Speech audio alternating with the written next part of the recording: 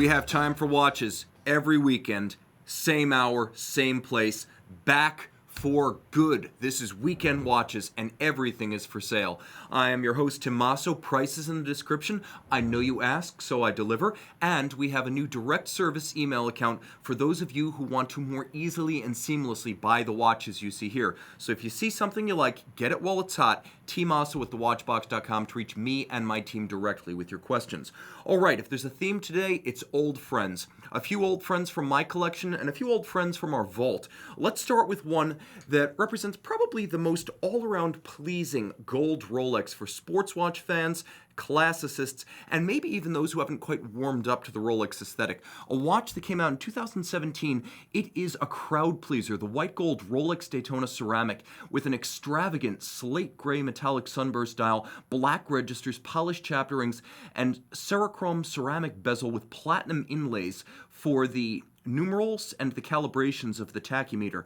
Now at 40 millimeters, this watch is easily wearable on any wrist, and because it is not a bracelet piece, the lug-to-lug is the true dimension, 47.5 millimeters across the wrist, 12.2 millimeters thick, and of course you have the Rolex Oyster Flex bracelet strap. Why am I calling it a bracelet? Well, that's because Oyster Flex, and that is its proper name, is a continuous titanium alloy band that runs from the case to the clasp all the way through the other side, so you can't cut it to length, but nor can you accidentally tear it. As a result, there are some mechanisms inside the clasp. You could see both Rolex Easy Link if you look in the clasp, as well as several different divots for restationing the anchor of the bracelet so you can fine-tune. There are also at least 6 different sizes of Oyster Flex. Now when you throw it on the wrist, you find, well, this is probably one size fits most. The white gold watch released alongside an example in rose and an example in yellow. The yellow might be the most striking, but this one is unarguably the most versatile. 100 meters water resistant, very swimmable, and very sporty. It holds up well against strap-clad rivals like Audemars Piguet's Royal Oak and the Patek Philippe Aqua. Now it also has a lot of solidity to it because with Rolex you're getting a mighty case, a mighty clasp in matching gray gold. It can never scratch through, it never needs to be rhodium plated. This is true 18 karat white gold. But because of the solid case back on Rolex watches, it is heavier than you would expect for a 40, and I find that divine. One feature that I think is brilliant and probably the highlight of the strap system or bracelet strap system, the bellows on the underside that allows it to cinch down to your wrist, and this helps to cinch it down and fit even if you don't have a perfect size match. It has a little bit of compressibility in it, so it will hold secure to your wrist. It will also vent your wrist because it creates a little bit of an air pocket. Okay, so that is the gold standard, the white gold standard. But some folks, well, for them, nothing but platinum will do. The noblest of metals, as a French king once declared, the only metal fit for a king, platinum. And this is the Rolex Date 840, the 228206 model that came out in 2015 with a laser-etched quadrant dial. You could see the little squares with their 4 sides. They're not quite as deep as a tapisserie on an Audemars Piguet Royal Oak. They have more of a metallic texture than a 3-dimensional volume to them. And you can see that this crosswise cut is explosive in the light. It has an underlying sunburst grain. You can also appreciate the fact that this is a fully loomed Date 840. Not all of them are. As a result, this is an all-around sports watch in a white metal, 100 meters resistant, chronometer certified, with a 70-hour power reserve thanks to the next generation Rolex caliber 3255. So this is a watch you can wear full-time. And as with all Date 840s, the pins inside the bracelet, and this is the President bracelet, have been reinforced with a coating of ceramic so that they can never be worn down, and that, not link stretch, was what historically caused Rolex bracelet stretch. So you will have no stretch and no play over time, as the platinum cannot aggress against the ceramic coated pins. Now this is a mighty machine. You feel it on your wrist. As hefty and impressive as the Platinum Daytona, this is a timepiece that flies under the radar, as most folks looking for a Rolex are going to be looking for a large and heavy bezel and an overt sports watch design. This is the best in stealth wealth, and a wonderful piece if you need an all-arounder. Again, the upgraded Chrono G escapement, larger mainspring barrel, the water resistance, the ceramic pins, the laser-etched dial, and the lume make this a true all-arounder. That said, speaking of prominent bezels, I have what I find to be the most attractive of Yacht-Masters historically, and while there have been many appealing, and I do love me some dark rhodium dial. Nevertheless, the original 2012 116622 remains a standout and a star. I didn't want to show you another GMT, another Submariner, and God help us, we don't need any more full bracelet ceramic bezel steel Daytonas. But this is a watch that's a little bit to the left of center for Rolex. It's more colorful, it's more playful, it's less visible, and you can see it's even less extravagant as the case itself has more of a lithe grace than the blockish, insistent presence of the super case you'll find on a GMT, a Sea Dweller, or a Sub. This watch almost has a profile that has more in common, if you can look at it from the 9 o'clock side, almost has more in common with the Date 8s, the Daytona, and the Datejusts. It is a truly graceful case with a full platinum bidirectional rotating yachtsman's bezel. Now let's flip the script and flip the watch and talk a little bit about that bezel. It glides as though it were on Teflon bushings. Bidirectional because the idea is that you will line up the full platinum bezel, not platinum insert, full platinum bezel with the minute hand, and now you will count down, or I should say in this case, you will count up to the time of your start during a match within a regatta or a sailboat race. And you can see the first 15 minutes have been helpfully calibrated in large raised and relieved indices and numerals with a media blasted base for a lovely satin sheen. The sunburst dial is explosive, rich cobalt blue metallic with red shocks and highlights of white on the white gold indices, print, and hands. This is one of Rolex's finest, 100 meters water resistant. You've got easy link inside the clasp, so you have that extra element of adjustability. And for me, if I had to choose between a Yacht-Master and a Sub, unless we're talking one of the historic great Subs, something crazy like a 6200 or a 5510, well, you know what? It's going to be this for me, because this thing is just the bomb. It looks great, it's colorful, it's raffish, it's got flair, and yet, again, it's not one of those Rolex watches that the first timer's going to reach for. A little bit left of center, and well, that works for me. Let's talk about a watch, well, this is a watch that is all about strutting your stuff on the French Riviera, Miami Beach, LA's Sunset Strip. A watch with no subtlety whatsoever. A different flavor of platinum than the Rolex. This is the 2019 Audemars Piguet Royal Oak Offshore Boutique Exclusive in platinum. Gradient blue lacquered mega tapisserie dial from cobalt blue at the center to almost navy at the edge with a black satin finished tachymeter and a full platinum case with platinum hand-finished bracelet, 9 hours of manual finishing to execute these bevels, this vertical satin finish, to polish each individual link immaculately. And of course, that's before we even get to the bezel, the case, and the crown guard structures, which I should mention on this watch are in ceramic with a ceramic shoulder for the crown. With 25 pieces made, this is a true limited edition. The Monday show spoke of micro editions, and this qualifies. Just over 24 pieces made, you will never encounter another. And combined with the 50-piece gradient gray bronze dial from 2018, we are talking about very, very few full platinum 42mm offshores in the world. A very special watch. Throw it on the wrist, and I have to admit, this is one of those timepieces that wears much larger than it. Oh my God. 430 grams, in case you're wondering. I checked.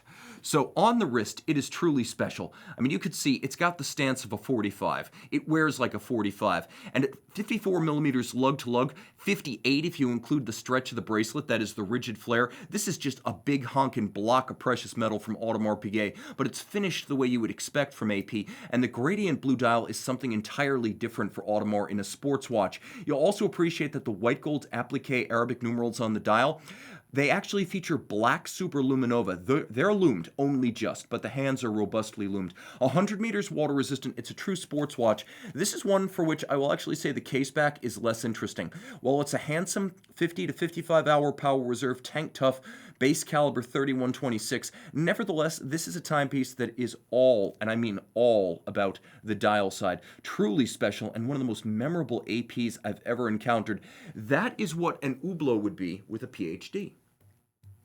Now, speaking of PhDs, you would need one to pull off what Bulgari accomplished in 2018. With 50 pieces made and records in hand, the Bulgari Octo Finissimo Tourbillon Automatic is one of the greats of our era.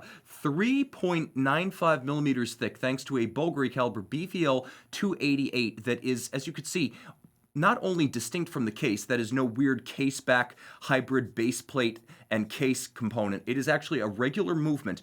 It's 1.95 millimeters thick. You can also see it's over 36 millimeters in diameter, so it fills this 42 millimeter titanium case in full. There's a juxtaposition of curves and creases about the bezel, the crystal, and the lugs, giving it a wonderful architectural complexity and the crispness of a finely pressed suit. Now you can see the entirety of the case and bracelet, media blasted titanium, so it wears feather light. A few things to note.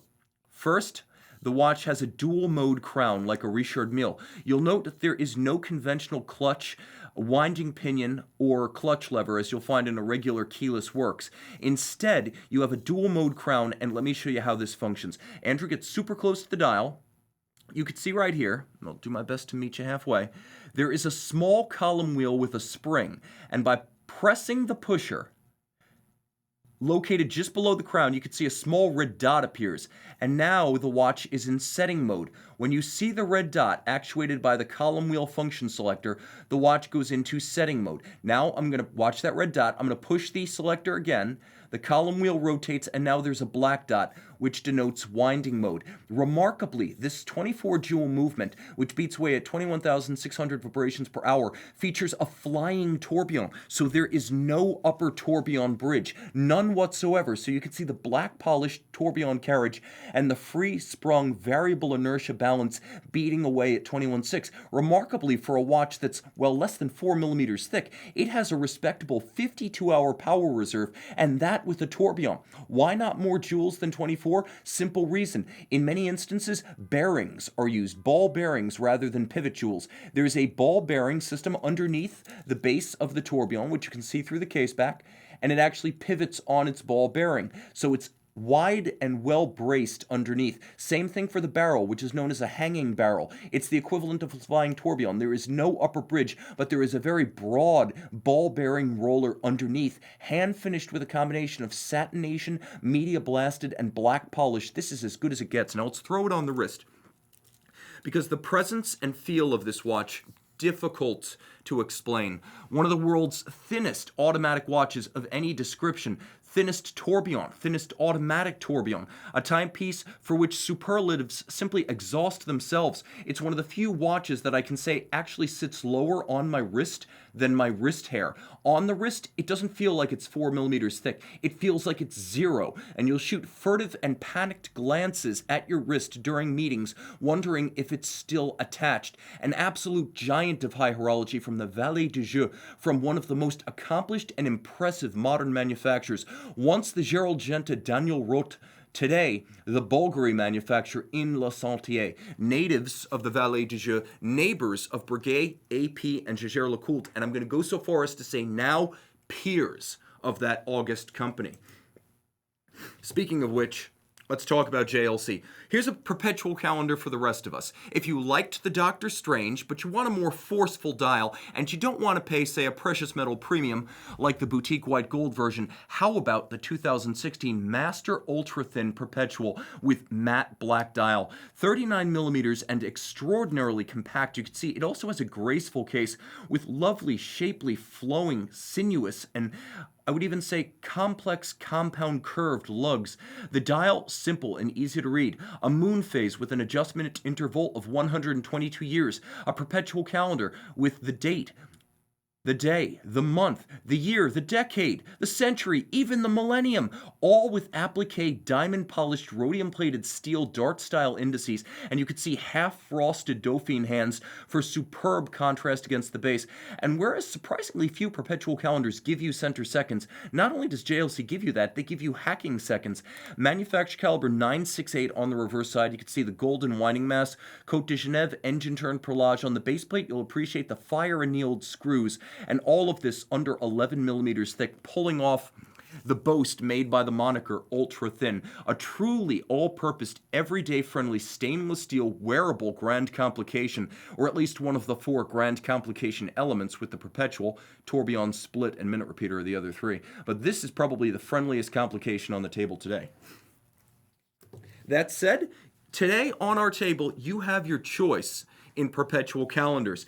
Vive la différence, as they say. Let's go with 40 millimeters back to Geneva, one of the premier independents of our time and all time, and a model that bowed in 2015. This is the FP Journe Octa Quantieme Perpetuel Rose Gold Boutique edition. As you can see, it's the combination of the rose gold and the black dial with a little black polished bezel, as you can see, framing the center dial, in which you have the 120-hour listed power reserve. Fun fact, it'll actually run for almost 7 days. You have the aperture, day, month. You have the double-digit date, and then hiding under the hands, just above the cannon pinion, there is a leap year phase indicator. Now, everything but the month can be actuated using the crown. So this is a very user-friendly complication. I'm adjusting the day now.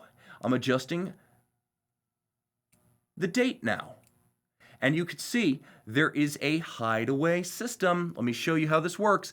Brilliant in that you need neither a tool nor a adjuster system to mar the case flank, but there is a hidden adjuster for the month underneath the lug at 1 o'clock. You pull it out, and when it's done, you simply hide it in place, and it is completely stealth. When retracted, there is no pusher adjuster or dimple on the case flank to mar the watch. If you didn't know it was there, you could miss it until you found yourself in need of a reset. The movement, caliber 1300.03, the newest version.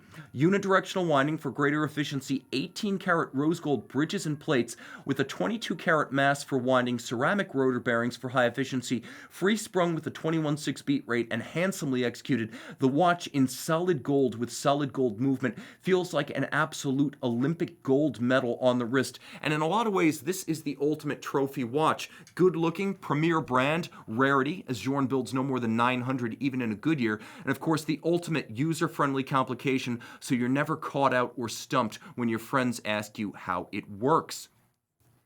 Lots of fun from one of the premier independents of our time, and only 10.7 millimeters thick and 48 millimeters lug to lug, so even my baby wrist can wear it easily.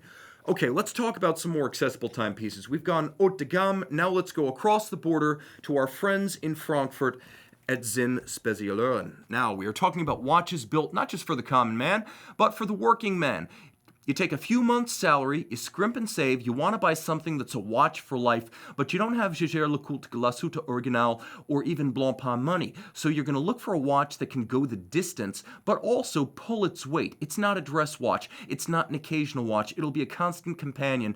And when you're wearing a Sinn 104, that's exactly what you have. 41 millimeters in stainless steel with glorious syringe profile hands. It's got a little bit of a vintage aviator's aesthetic to it. Now you can see the bidirectional rotating bezel is a aviation style bezel. Like the Yacht-Master, it's not designed for diving, though the watch boasts impressive water resistance at 200 meters, more than you'll find on most pilots' watches. You have a quick set for both the day and the date.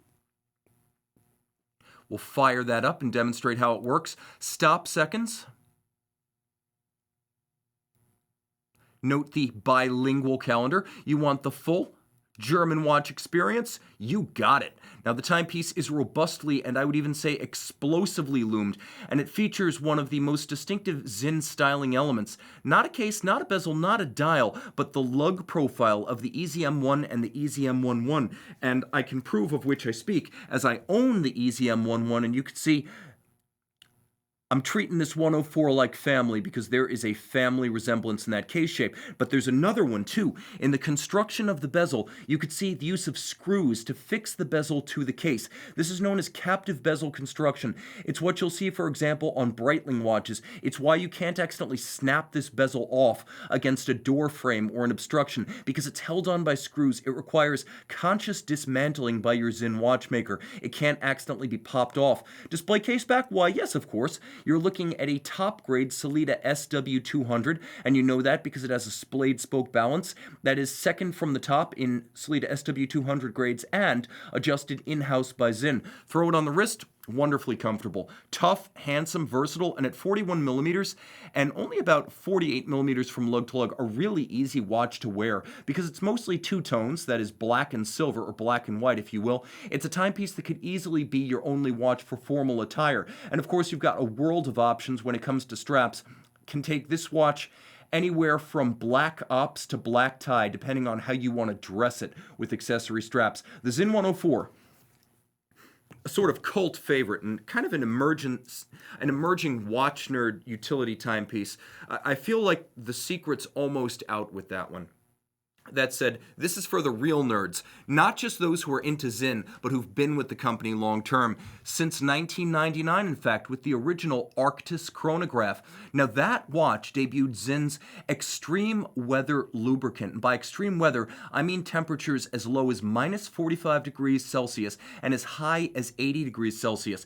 How proud are they of this fact? Well, negative 45 is actually listed on the rotor. Rest assured, if you're trying to do the conversion to Fahrenheit, don't even bother. You're already dead in either case. Now this one is a diver, though it has the aesthetic of a pilot's watch. It even has the premium look of a pilot's watch with the leather strap and contrasting stitch. Note the use of gaiter though, not calf. More expensive, more desirable. Now the Zinn Arctis features technology that the original could never have imagined, or the owners of the original could never have imagined. That watch was 41, this one's 43 in stainless steel. Other features include the screw-fixed captive bezel, D3 chronograph pushers. While they look like screw downs, make no mistake, they're not, and they don't need to be to achieve 300-meter water resistance. Because of the D3 sleeved system, they are both more resistant to abrasion and impact damage, as well as more water resistant, so no screw down system is needed to secure the chronograph. They are always ready to use. Now you can see AR on the dial. Why? That's because in the initial version of Zinn's dehumidifying technology, argon gas would have been used, inert argon gas, to fill the case and displace any debris, dust, or moisture. Well, now it's nitrogen, but it works along the same principles. Displaced during assembly, after it's cased up, you rely on the copper sulfate capsule in the flank of the case. The copper sulfate capsule is designed to pull any moisture that manages to intrude out of the case. When it turns a dark cobalt blue, it gets replaced. A replaceable dehumidifier in your watch. Flip it over and you can see a top grade Valjoux 7750. Nicely decorated, again, splayed spoke balance, 1 grade under chronometer, and adjusted in-house at Zinn. All of this with tons of lume, and you can see the dial reminiscent of the Zinn 103. So along with the EZM-inspired lug profile, which this watch also have, you can see that the watch has a dial that is almost instantly, and one might say reflexively, associated with Zinn. This watch has a lot of what they would call brand design DNA. And look at the small details. Take a look at the strap. It is a gradient strap. It actually fades from cobalt or almost ultramarine to a navy blue at the edge of the scale. They really sweated the details here. Again, that one 43 millimeters and one of the coolest sports chronos you can buy. Since we're talking about smaller brands, not independent brands here, but smaller brands, Zinn is independent, Jaquet is not. But Jaquet represents some of the finest value and complications you will find. Do you want a perpetual calendar? Do you want a perpetual calendar made in, 8 pieces? Do you want a perpetual calendar that is also a double retrograde, that has a 68-hour power reserve, high horology manual movement finish, a white gold case with a substantial 43mm presence on the wrist, and heck, for good measure, why not a polished black onyx dial with hand-engraved white gold scales for the day and the retrograde date? If you want all of that, you want the Jaquet Astrale Perpetual Calendar. 8 pieces made. Don't expect to see another. A handsome and unconventional watch made by one of Swatch's most undersold and underappreciated and, I would say, misunderstood brands. It's true, you take a bath when you buy one of these new. However, once the depreciation ends, figure about 4 years after the watch is sold, then the world is your oyster. Not in the Rolex sense, but in the traditional sense. You've got the ultimate opportunity to own a high horology, hand-finished, ultra low volume boutique complication with no strings attached and Swatch Group behind it, and thus the means to service it until kingdom come. Or the year 2100, which incidentally is when perpetual calendars generally need to be serviced and reset by the factory. But that's okay. You saved so much money back in the year 2019, you will be more than budgeted for the service in the year 2100. Blame the Gregorian calendar. Now, let's talk about the establishment. Everyone knows Patek Philippe is the establishment. If I ask you what's the holy trinity of Swiss high horology, and then I say, yeah, really, but what's the peak of the pyramid? What is the one above the other two? Everyone is going to say Patek Philippe. Maybe not in terms of historical charm, as it's a little bit of a stolid, almost Teutonic kind of brand for one based out of Geneva. Nevertheless, Patek Philippe offers an incredible range of options. Even if you want quirk, you can find it in their collection with the 5235s. But this is very establishment Patek, an emblematic complication dating back to the original reference 96 world times from the 1930s. Now this is the 5131R with a Pacific rim dial. As you can see, it features Asia Pacific, it features Australasia, it features Northern Asia, North America, and as you can see, Central and Latin America. But you don't have to be a Jaeger fan to be into this Pacific rim watch. You see what I did there? Cloisonne enamel. You could see the vitreous paint, which is fired in a kiln at up to 800 degrees centigrade, and you can see how glossy and gleaming it is. Different weights of enamel, that is, different thicknesses used to create the shading, different colors to create the sea and the landmass, and then the cloisonne, or the borders in gold wire, which are shaped by hand and then excruciatingly filled layer after layer, firing after firing, to create the imagery you see here. Now let me show you how this works, because this is fun, since it does all the math for you. Let's say it is 1 a.m. in New York. You can see, because New York is set at the index at 12 o'clock, and then you can see the ring giving me day and night 24-hour distinction. I can see it's 1, and I can see it's 1 a.m. because it's the first hour of the 24-hour cycle. It's in the blue band. It's the night. Now, that's the time in New York. Now, let's say I want to go and I want to visit my friend, Vlad in Moscow. GMT +3. Well, there you go. You just adjust to Moscow using the pusher system originally conceived by Louis Coutier and Patek Philippe together, and now I have reset my reference city, that is the city where I am, to Moscow, and you could see what time it is in Moscow, and you could see that it is 9 a.m. in Moscow. A lovely crown guard structure that gives it a ballsier, more robust form than the 5231. It also features more sensuous grace than you'll find on the 5231, which is severe, angular, and stepped. This is all rounded. It has a tremendous compound curved character to it that seems almost a little more feminine and bosomy than you'll find on the newer watch. As a result, not only does it appear far larger than the 5231, but it also has an entirely different character about its case. I think it's a case with grace, and Patek with good taste, putting the corporate marquee and the city of origin on the bezel, not on the dial. Turn it over, caliber 240 HU. Universal. As you can see, you have the caliber 240 automatic winding, 48-hour power reserve, and a micro rotor to avoid obscuring the movement. So you can see the micro rotor allows you to see the whole movement, keeps the movement as thin as a manual wind, and yet it gives you the convenience of an automatic. Now, this is latest spec, which means you get ceramic rotor bearings. They are basically unlubricated, sealed for life. They never need maintenance, and very high efficiency. And then you get the Spiromax silicone hairspring, which allows the watch to be adjusted in 6 positions and earn the Patek Philippe seal. So not only is it thermally consistent from cold to hot, timing-wise, but it also is anti-magnetic and able to be guaranteed to no worse than -3 + 2 seconds per day. That's what 6-position adjustment, the hairspring and Spiromax silicone, and the Patek Philippe seal together imply. Throw it on the wrist, you can see it's a big old piece. Make no mistake, this one has a lot of presence. At almost 50 millimeters lug to lug, it's far larger than the 5110 that preceded it, or the 52, I should say, yeah, the 5110 that preceded it, or the 5120, or I should say the 5121 that followed it. Pardon me, I'm all screwed up today. The 5230 or 5231. I'm getting over a cold, as you can see. Apparently a head cold. So the 5131R, big, bold, not quite oversized, but don't worry, we've got watches for that on the table. Remember, I've got a nearly 1 pound 430-gram Royal Oak Offshore. Let's go small before we go big one more time, and let's talk about a brand that I love dearly.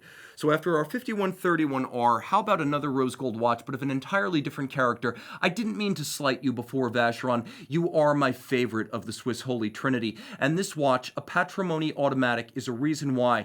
Matte black dial with golden dimple-style minutes and seconds track. You can see applique true rose gold indices and hands, not plated. 40 millimeters with a lovely curved case. You can see it's got a little bit of a tumble home and camber to it, though the lug profiles are strong, and as you can see, the welded lug construction allows for hand finishing and a sharp break between lug and case flank. Now the watch is powered by a 2450 automatic through the case back, Vacheron Constantin manufacturer, and unlike a certain Geneva haute de gamme house, this one features standard hacking seconds. You can see there is a 22 karat, not 21, not 18 karat, but 22 karat rose lathe cut guilloche rotor. Also ceramic rotor bearings here, 40-hour power reserve. A watch that wears easily on the wrist. So you can see 40 millimeters, and it wears a true 40. Nice and flat, compact from lug to lug, viable on smaller wrists with a great deal of presence. The dial appears almost monotone, as I do have to admit the rose gold hands blend in. But it has a discretion that is unsurpassed as a result. Let's say you want some contrast. Let's say gold is not enough, and we keep coming back to that theme of platinum being the ultimate precious metal. Well, how about the ultimate 47245, better known as the Badass 245 by Vacheron fans? This is a model that came out in the 245th year of the manufacture, the year 2000, a millennial reference that's aged better than almost anything else that came out in the year 2000. Y2K compliant, you better believe this 37mm extravagant date 8 retrograde in platinum is the ultimate stealth wealth. I mentioned Rolex, forget that. This is the ticket. Let me showcase the highlights. Although it is a watch only 3.5 millimeters from lug to lug, so any wrist can wear it. This is a timepiece that sits low enough to fit under a cuff, narrow enough across the wrist that I don't give you a lower wrist size. Any wrist size can wear this watch. And then you can see in traditional Vacheron fashion, you have strength in the lugs. Vacheron doesn't have a Royal Oak. It doesn't have a Calatrava. It doesn't have a Nautilus. It doesn't have a Reverso. It doesn't have a Submariner. There is no one model or full watch aesthetic that defines it, but the grand tradition of Vacheron, dating back to its first wristwatches in the first decade of the 20th century, is lug strength. They always have shoulder. They always have height, width, and length. They always have a grace to them. They always impart the character to the case. Whatever other features are featured, they always surrender precedence and prominence to the lugs on a Vacheron. And if I mentioned hand-welded lugs on the Patrimony, forget that. This is next level hand finish and hand manufacture of cases. Not an industrial product, not machined, not stamped, made the good old-fashioned way. Vacheron's own R31 retrograde module, and you can see it's brilliantly constructed because there's a small and discreet pusher adjuster on the flank, so you don't need an ugly dimple on the side, nor do you need a special tool. And just like the FP Journe, the adjuster system is brilliantly simple and discreet when it's not desired. You could see the jump of the retrograde. It is a date. It is a day. It is powered by a Vacheron caliber 11261, which you and I know is a JLC 889. Now, LeCoultre movements in Vacheron watches date back to the middle of the 19th century, a time-honored tradition. It's a best of. You get Vacheron's case and Vacheron's complication with Vacheron's dial and Vacheron's lugs, and you get a Jaeger LeCoultre movement. Like I said, the best of both. Throw it on the wrist, it's an imposing piece. The 245, which was made right up until 2009, still looks contemporary. Very few watches have the legs to run for 2 decades without ever losing a step, and this is one of them. And if you want something even more exceptional, why, how about the very same watch skeletonized?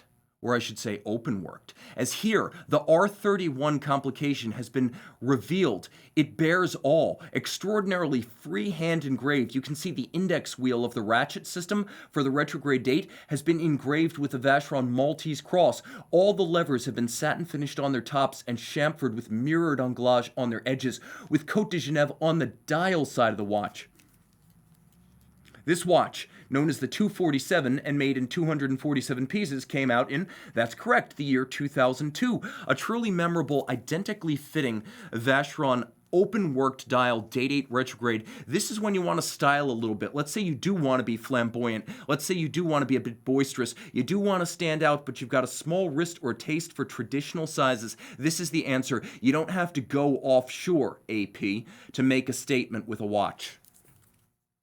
Now, That's great, but let's say you want to take skeletonization to the next level. Let's say you want to entirely evacuate the watch. Dial, bridges, plates, all of it. And after skeletonizing, let's say you want to engrave. Fully freehand engraved with a burin and freehand skeletonized. This is the early 1990s Vacheron Constantin skeleton chronograph. It is known simply as the skeleton chronograph. It is reference 47100, and between all platinum and yellow gold examples, about 100 were made. How many exactly? No one's precisely sure, but I'll tell you this, you won't find the Lemania 2310 finished much more rococo than this. You can see on the dial side, everything has been gold plated. That includes the open barrel. And you can see the mainspring barrel has been skeletonized and engraved to feature the Maltese cross. You could see this 21 jewel movement beating away at 18,000 vibrations per hour. It is based on the caliber that as the Omega 321 went to the moon. You could see the gilt or gold plated brass that represents the bridges and plates. You can see the satin finished steel levers of the chronograph. And you better believe that it is a column wheel lateral clutch in the most traditional fashion. The detent of the column wheel is sublime. Every screw head is black polished with a chamfered slot and chamfered circumference. 5-position adjustment like a chronometer, and you better believe it uses a Breguet overcoil hairspring, a big slow beating 2.5 hertz balance, manual wind 48-hour power reserve, and though it's often described as the skeleton version of the historique chronograph, this is not the 47101 or the 47111 in skeleton form. You could see that it features similarly welded lugs to the other watches we've encountered, but these are not the case lines of the 47101 or the 111. This is entirely its own reference of movement, of dial, and of case. Throw it on the wrist. Can't think of a better way to spend time, or keep time for that matter, as the watch, 38 millimeters in diameter and only about 44 millimeters lug to lug, is a perfect fit for any wrist. Again, if you want to make a statement without also making a statement of, shall we say, inadequacy, this is a timepiece that will make that statement of connoisseurship. It's a watch nerd watch. The dude who recognizes this is your new best friend. The dude who dismisses it because it's too small, too gold, or too old, forget that guy. This is a timepiece that is all about high horology in the most traditional fashion. And I'll also say that's pre-Richemont Vacheron, which is a burgeoning category of collectible today. And for that matter, so is this. My favorite Vacheron ever. This is the Saltarello. White gold and made in 200 pieces in the mid-90s. It is a guilloche mat that is rose lathe hand guilloche sunburst dial with a retrograding minute scale and Vacheron's own jump hour complication. So that is their complication, the jump hour as well as the retrograde. Now you could see the guilloche of the dial is just the beginning of the artistry. The case construction is complex. You could see the lugs are actually tiered and stepped. The flank of the case is individually numbered and engraved. Tough to see in the light of the studio, but you can see it's still deep and distinct. The watch is easy to wear. At 36 millimeters by 43 lug to lug, anyone can throw this one on the wrist, and it's only 8.6 millimeters thick, which means it's right in the hunt with watches like the 15202 and the Nautilus 5711. That said, it's more exclusive as well as more special than either. On the inside, you will find a Vacheron 11201, which is the same movement that powered the 222 sports watch of 1977, the Nautilus of 1976, and the original Royal Oak Jumbo of 1972. The difference here is that Vacheron finishes to Geneva Seal standard. You won't get that on an AP Jumbo. Also note that the rotor has been entirely skeletonized and freehand engraved, just like the chronograph. The mass has been engraved. The rotor has been engraved. The movement is finished to the highest standard. Mirrored anglage, blackened screws, engine-turned base plate, and perfectly aligned Côte de Genève laid down with an abrasive wheel. You can see the stripes have a gradient going from dark on one side to light on the other side. That's the hallmark of real Côte de Genève, not stamped Côte de Genève. The movement itself only 2.4 millimeters thick without the complication, and even with the complication, this is a wayfish watch that slides underneath any cuff. The bathroom scale from heaven. And I have to say, the watch fixation from hell, this is a timepiece that haunts my dreams. That said, I have owned my grail of grails. The watch of my dreams was mine for 3 wonderful years, and although this is not precisely that watch, let's hold off for a minute. I'm gonna whet your appetite. But we're gonna jump back to Omega for a moment. I talked about Moonwatches. Well, let's talk about a Moonwatch. The Moonwatch caliber, 861, here doing business.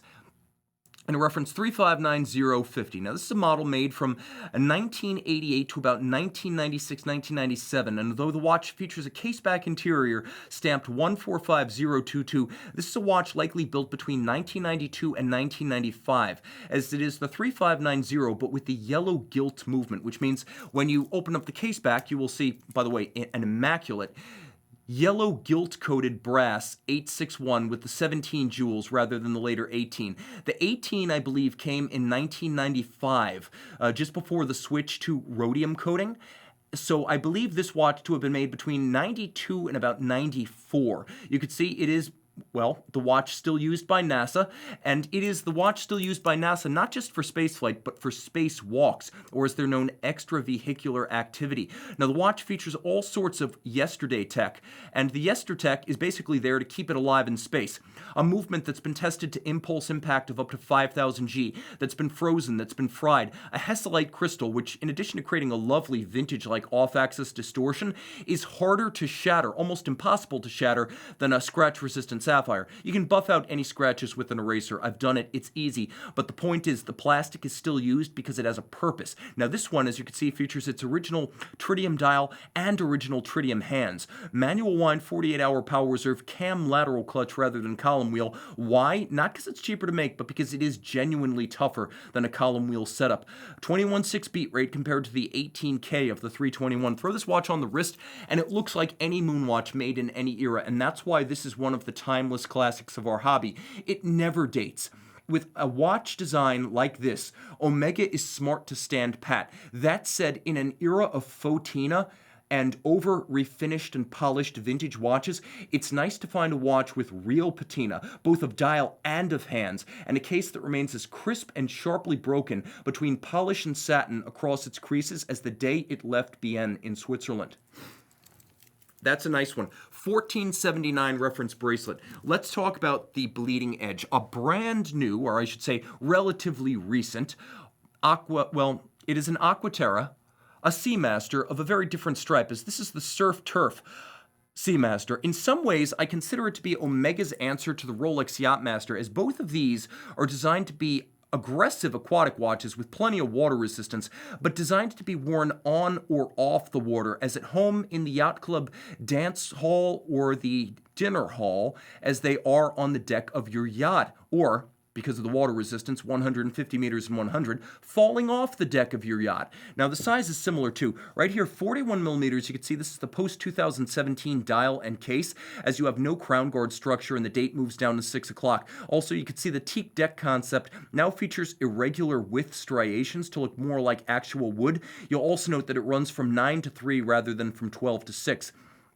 Inside, you have a master chronometer 8900. What's the difference? Well, it subscribes to the new fully cased up 6-position test of METAS, which was established with the Swiss Federal Institute of Metrology, rather than the simple COSC test. It still meets the COSC test, still -4 plus 6 seconds per 24 hours or better, but frankly, this goes way beyond. Coaxial escapement, METAS chronometer, tested against magnetism, tested for water resistance, winding efficiency, power reserve, and chronometric precision as a cased-up watch, not as a bare movement as with the COSC, and in 6 positions, not 5 positions as with the COSC. Throw it on the wrist, and I have to say this watch reminds me of, well, what a good old all-arounder used to be. Back before everyone was a pro diver, a highly water-resistant timepiece with a fixed bezel, a handsome stance, and a quiet dignity about it was the way for those who didn't want to wear gold, stainless steel, and a fixed bezel with enough water resistance to play, but also enough grace to sober up and dress up. That was the standard, and this is a bit of a throwback watch in that regard. This is probably the closest modern descendant of the original 1948 Seamaster, a watch that was not a sports watch, but a highly water-resistant men's all-around timepiece in stainless steel, and that's exactly what you have right here. By the way, full deployant clasp and a very nice strap that conforms to the edge of the case flank, so no daylight between case flank and strap. Now, I told you that I owned my Grail watch for 3 years, and it was bliss. This is not the same serial number, but it is the same model. The Jaeger LeCoultre Platinum Reverso number 2. Made in 500 pieces, ostensibly, for 2003. It was the second ever Platinum Reverso. Fewer than 300 were completed, as I've never seen a serial number higher than 296. The watch is not just constructed of platinum. 42 millimeters lug to lug by 26 millimeters wide by 10 millimeters thick. It uses the Grand Tie case. The dial is made of solid white gold. It is then ruthenium coated with 2 different weights, one for the hour track darker and one for the center dial lighter. You could see there is a coaxial power reserve, 45 hours, underneath the hour and minute hand. You'll also note the freehand painted Breguet Arabic numerals, and not just freehand painted, but with a paint made of sterling silver powder on a ruthenium coated 18 karat white gold dial. But that's just the primer for the 18 karat white gold movement. Designed after the form and train and bridge architecture of the 1940s to 1950s JLC 170 chronometry champion tourbillon movement. You could see this caliber is exceptional. 25 jewels, just over 4 millimeters thick, beating away at 21.6, 6 position adjusted, with an overcoil hairspring, a black polished tourbillon bridge, and a black polished tourbillon carriage. You can't quite see the barrel, but it's been skeletonized with tri-spokes in the form of the JL logo. You could see that a Côte de Soleil or sunburst radiates out. You could see that the JLC name, the jeweling, the caliber number have all been inked with natural ink, and you'll even appreciate the fact that there is hallmarking on the base plate. When you get the watch, you can see it for yourself. A lovely two-tone blue and silver, massive class. You'll even note that this case has been freehand engraved with the gadroons or the strakes channeled down and around the bottom of the tourbillon cage. And because before 2006, JLC gave you a platinum clasp when you bought a platinum watch, that's exactly what you have here. A massive platinum clasp, no white gold for this one. An all-time champ. You could see the case back with satin finish. You could see the chassis with engine turning. In the world of dress watches, complications, and the Valet du Jeu, this is not just one of the great Jaeger LeCoultre wrist watches. This is one of the greatest watches in the history of the region. Guys, everything here is for sale. Links in the description. tmosso at thewatchbox.com is the email to reach directly out to me and my team for purchase inquiries directly related to the watches you see here on Watchbox Reviews. Have a wonderful Sunday. Enjoy the rest of your weekend. Thanks for joining me. Thanks to my crew, Time Out, Tim Out, and thank you for logging on.